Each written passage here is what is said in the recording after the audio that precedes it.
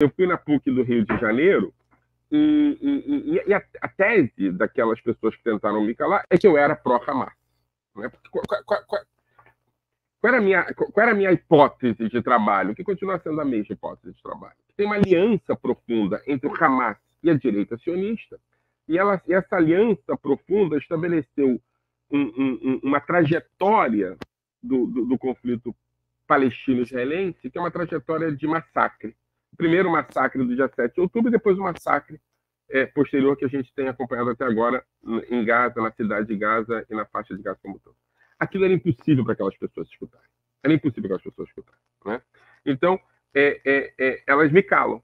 E aí você tem a outra tentativa, que é calar. Né? E aí as pessoas tentam me calar. Tentam me calar de cá, tentam me calar de lá, tentam calar outros caras. O debate político deixa de ser um debate legítimo. E aí por isso que eu me refiro a uma perspectiva que estabelece elementos que me lembram o bolsonarismo. Porque aqui você tem a ideia de que a alteridade é inimiga e principalmente de que a política é suja. Então, assim, eu discordo de você pra caramba, você discorda de mim pra caramba. Vamos conversar. Vamos chegar a algum acordo que nos coloque num lugar onde é possível você me tratar como alguém que tem opiniões diferentes e eu te tratar da mesma maneira, mas que há algum elemento de possibilidade de conversa, nem de concordância. Né? Esse é o primeiro elemento que eu queria trazer.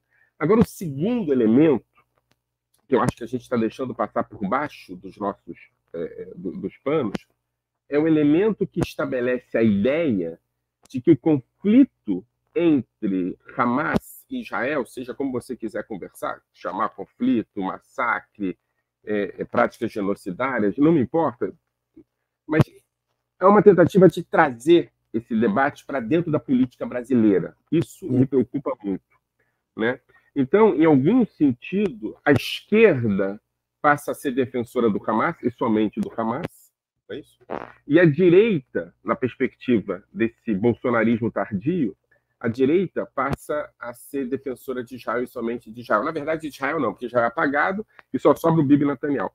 E aí, se você tem opiniões mais ou menos fora do eixo, você passa a ser um defensor do Hamas ou um defensor do Bibi Netanyahu. Não tem possibilidade de análise. Agora, deixa eu perguntar uma coisa aqui. Em termos de representação, a CONIB, que é o órgão máximo aí de representação, ela não está exagerando na maneira de atuar? Tentar proibir a entrada de cantor estrangeiro, tentar entrar com ações junto ao Ministério Público. Será que ela não consegue? Porque isso aí tem um impacto na imagem do judeu como um todo, que não tem nada a ver com isso. Claro. Então, é interessante que a CONIB não fez nenhuma nota de repúdio ao fato de um professor que se considera sionista ter sido calado na PUC do Rio de Janeiro. Não é isso? Eu acho, Nassi, primeiro que a CONIB é uma instituição fundada nos anos 50, tá? No final dos anos 40. É uma instituição com uma história muito importante, inclusive de combate à ditadura e defesa da democracia em alguns momentos importantes do Brasil. Né? É importante diferenciar a CONIB das diretorias atuais da CONIB. Né?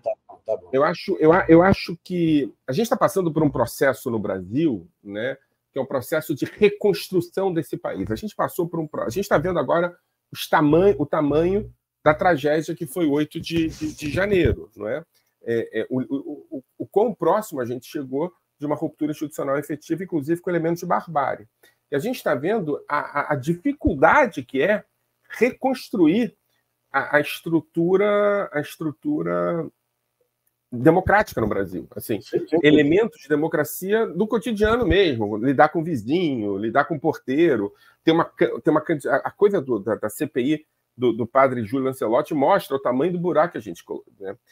E o judeu brasileiro é brasileiro. E ele funciona a partir das mesmas lógicas que o brasileiro funciona. Então, o que aconteceu é que a CONIB, a partir de, se você quiser eu falo sobre isso, mas de uma utilização política que o bolsonarismo fez, claro que com anuência de setores reacionários da comunidade judaica, acabou produzindo na comunidade judaica uma representação política que continua funcionando a partir da lógica do bolsonarismo. Isso não é a CONIB, isso é o que restou dessa diretoria da CONIB, que se negou, né, os judeus brasileiros, né, e aqui eu estou falando não só como judeu brasileiro, mas como autor, como historiador, etc. e tal, Eu escrevi um livro, né, chamado O Judeu Não Judeu, o Não Judeu Judeu, provando por A mais B que o Bolsonaro era fascista, né? Provando por A mais B a relação intrínseca e atávica do bolsonarismo com o nazismo, né? A comunidade judaica, os progressistas judeus pela democracia, etc. e tal, produziram reflexões nesse sentido. Então você tem um setor muito importante da comunidade judaica dizendo, olha, Bolsonaro é nazista. Agora, se você pega a institucionalidade judaica, federações, confederações, etc., tal, eles não falaram sobre isso. Então, assim, eu quero que você entenda o seguinte, passou um processo aqui, que é um processo muito importante de falta de produção de normalidade na política brasileira. Na política brasileira, e a comunidade judaica funciona do mesmo jeito. Então, eu acho que está tendo exageros não, acho que está tendo equívocos profundos. Né? Eu acho, por exemplo, que você tem discursos antissemitas absolutamente claros, quase uma aula de antissemitismo, não é? A ideia do judaísmo como conspiracionismo, a ideia do sionismo como, sei lá, dono do poder, etc. e tal, a noção do sionismo como elemento único nessa história toda, não tem diferenças e divergências dentro do sionismo, isso tudo cheira antissemitismo. Né? E aqui, assim, só para que os seus espectadores não entendam errado. Eu não estou dizendo que o antissemitismo é igual ao antisionismo. Eu estou dizendo que há um tipo de antisionismo, que a gente tem que qualificar as coisas, em rede social não dá para qualificar isso, há um tipo de antisionismo que é antissemitismo. Né? Que é isso, o antisionismo conspiracionista, o antisionismo que coloca a noção do superpoder, etc. E tal. Esse antisionismo está nas redes. Né? E você tem aí jornalistas inclusive ligados à imprensa alternativa, que andam produzindo esse tipo de coisa. Agora, a solução para isso é processar? É claro que não. É claro que não. A solução não é produzir silenciamento em termos legais, em termos de processos jurídicos. Não é.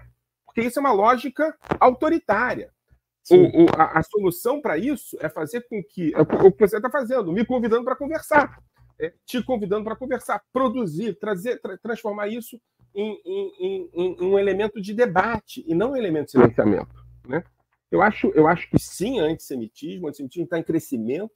Eu acho que é importante diferenciar a CONIB, a diretoria da CONIB, as últimas diretorias da CONIB como instituição, a ideia de chamar a CONIB de uma confederação internacional, estrangeira no Brasil, é uma personificação do antissemitismo, sem sombra de dúvida, é equívoco, é perigoso, é inclusive criminoso, mas eu acho que a resposta, com a perspectiva dos processos e da judicialização do debate político, me cheira autoritarismo e me cheira resquício do bolsonarismo.